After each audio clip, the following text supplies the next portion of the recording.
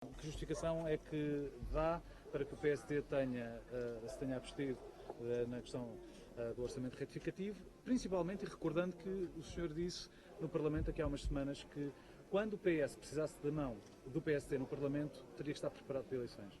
O que eu disse é que o Partido Socialista, que derrubou o anterior governo, dizendo que tinha uma maioria duradoura, estável, coesa, não podia repousar no PSD o apoio para governar. Isso não significa que o PSD adote no Parlamento a posição de votar contra tudo, por uma questão de princípio, apenas porque já não é governo. Nunca foi assim no passado e não é assim no futuro. O que eu quero dizer, portanto, é que é bom que o governo, que é chefiado pelo Partido Socialista, que derrubou o anterior, tenha uma maioria parlamentar para poder governar com estabilidade. E, portanto, espero que sempre que o PSD vote a favor, por entender que as matérias que estão em discussão são matérias que merecem o nosso voto ou a nossa abstenção, que não se fie nessa votação para achar que é aí que tem o apoio para governar, porque não é. Esta abstenção? Esta abstenção quer dizer que nós não usamos matérias relacionadas com a estabilidade do sistema financeiro e com a estabilidade, portanto, que é necessária ao crescimento da economia e à criação do emprego para fazer desforras políticas. Ninguém mais do que eu tem razões para não gostar do que se passou no governo que eu chefiava e que foi derrubado no Parlamento pelo Partido Socialista. Mas não uso matérias relativas à estabilidade financeira para fazer desforras políticas.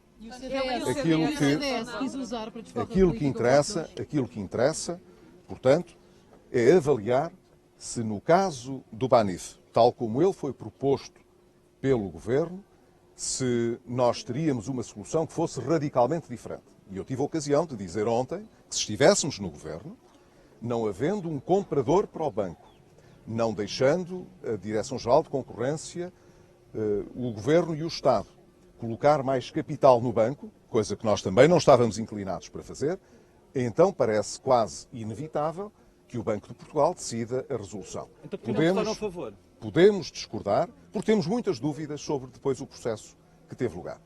E devemos dizer e recordar que o Partido Socialista e o Governo não responderam a várias dúvidas importantes que colocámos.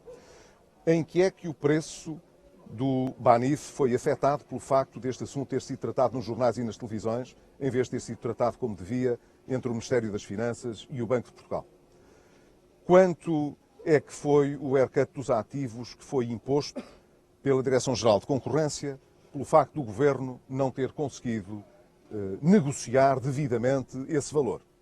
Porque é que nas negociações com o Santander foi preciso apresentar uma garantia tão elevada para eventuais perdas futuras? Está disse ontem no Parlamento que foi por imposição da Comissão Europeia. E os 76% Muito bem. Foram por imposição da Comissão Europeia. Eu até admito que sim. O governo anterior não resolveu o assunto a tempo. Olha, eu até admito que tenha sido uma imposição da Direção-Geral de Concorrência, mas não foi de certeza porque o governo anterior não resolveu o problema a tempo. De resto, começa a ser lastimável que o governo não tenha coragem para assumir as decisões que toma e que se desculpe com o governo anterior para as decisões que ele está a tomar. Mas não houve inação por parte do governo anterior. Eu não levo a mal, eu não estou a discutir consigo. Não, está bem? de todo. Portanto, só queria perceber, ora aí está. porque há muitas pessoas neste país que consideram que, mais uma vez, os contribuintes portugueses vão ter de pagar porque o regulador, porque as entidades públicas não fizeram o seu trabalho. O regulador terá uma palavra nisto e nós aguardaremos o que vai dizer o governador do Banco de Portugal. Durante todo o tempo em que, enquanto fui Primeiro-Ministro, acompanhei esta matéria, o regulador teve uma intervenção que eu considero globalmente correta. O Banif teve dificuldades em apresentar um projeto de recapitalização que fosse aceite pela Direção-Geral de Concorrência e nós não conseguimos identificar um comprador que estivesse em condições de comprar o Banif como ele estava, isto é, sem que o Estado assumisse prejuízos por ativos que são negativos, digamos assim, do banco. Se é assim, não se ter resolvido antes esta questão? Com certeza que sim, porque para resolver assim, claro que nós também teríamos resolvido antes. Fica a dúvida sobre se o Partido Socialista acharia bem esta solução se ela tivesse sido adotada por nós, porque no passado nunca concordou com nenhuma das soluções que nós adotámos. Mas o que eu quero dizer é que este processo foi um processo que começou em janeiro de 2013 e que agora se está a concluir, é bom que se possa concluir. Se temos dúvidas sobre este processo, e temos, elas devem ser esclarecidas ou em sede de comissão de inquérito, ou então também, e eu, na voz do líder parlamentar do PSD, apresentei essa exigência ao Governo, deve ser contratada uma auditoria externa independente para avaliar tudo o que se passou desde que houve intervenção de capitalização do banco em janeiro de 2013 até agora, em que se decidiu a venda de ativos do Banif ao Santander. E é muito importante que essa auditoria tenha lugar, porque não são as comissões de inquérito que fazem auditorias financeiras. As auditorias financeiras são feitas por quem sabe fazê-las, que são auditores de natureza financeira. Mas não vamos, por razão de ter dúvidas sobre vários dos aspectos que estiveram relacionados com esta negociação, contribuir para a liquidação do banco foi uma coisa que sempre quisemos evitar, quer quando capitalizámos o Banif no início, quer enquanto estivemos em interação com a Direção-Geral de Concorrência para ver se encontrávamos uma solução. Mas se o voto É uma última do questão, está bem? Se a abstenção não foi uma desforra política, o voto contra do CDS foi então uma desforra? Não foi isso que eu disse. Não foi isso que eu disse. Não foi isso que eu disse. O CDS decidiu como entendeu e eu respeito a decisão do CDS. Mas se diz que o PSD não quis desforra política, parece que o nós CDS dissemos, não, eu disse que nós não utilizamos coisas destas para fazer desforras.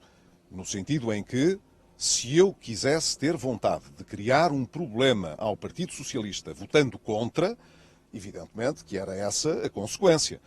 O voto contra do CDS não tem essa consequência e, portanto, não quero estar a fazer esse tipo de observação porque ele não está compreendido na minha declaração. Só sobre o salário mínimo nacional, que é hoje aprovado em Conselho de Ministros, tem algum comentário a fazer? O facto de não ter havido um acordo com parceiros sociais? Faria até vários comentários, mas vou concentrar duas linhas de observação. A primeira é que é muito significativo que quem sempre acusou o governo anterior, que alcançou um acordo de concertação social, de fugir ao diálogo, tenha fechado a porta ao diálogo e decidido fora do quadro da concertação. É uma ironia. E este governo começa mal, porque começa a impor a todos os privados uma decisão que não resulta de um concerto com os parceiros sociais. É um mau princípio.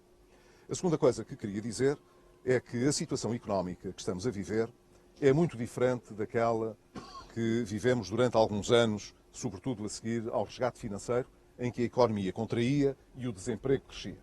E nós agora estamos, felizmente, depois de tudo o que foi feito, com uma economia a crescer e a gerar emprego.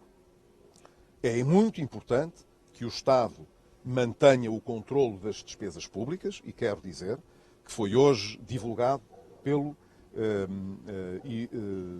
Banco de Portugal, tanto quanto me recordo, dados sobre o terceiro trimestre, que mostram que a dívida pública desceu no terceiro trimestre e que, portanto, apesar do que se passou com o arrefecimento do crescimento, na verdade, em termos homólogos, nós crescemos mais do que em 2014 e, portanto, no terceiro trimestre deste ano a economia estava a responder, mas aguardamos também com muita expectativa a publicação hoje do Boletim de Execução Orçamental com os dados de novembro, que foi ainda em grande parte da responsabilidade do governo a que eu presidi. E aguardo com muita expectativa, porque a expectativa que eu tenho é que seja possível observar que há um progresso que nos permite, este ano, sair do déficit excessivo. De resto, o TAU já veio divulgar alguns dados sobre isso, reconhecendo que nós temos, no terceiro trimestre, uma execução orçamental que valeu um déficit de 1,5% e em cadeia, portanto, se atendermos aos dois outros trimestres anteriores, que nos permite chegar a um déficit até setembro de 3,2%, o que significa que já só falta 0,2% para chegar pelo menos a 3% até ao final do ano. Estamos muito próximos, portanto, de poder acordar numa saída do déficit excessivo.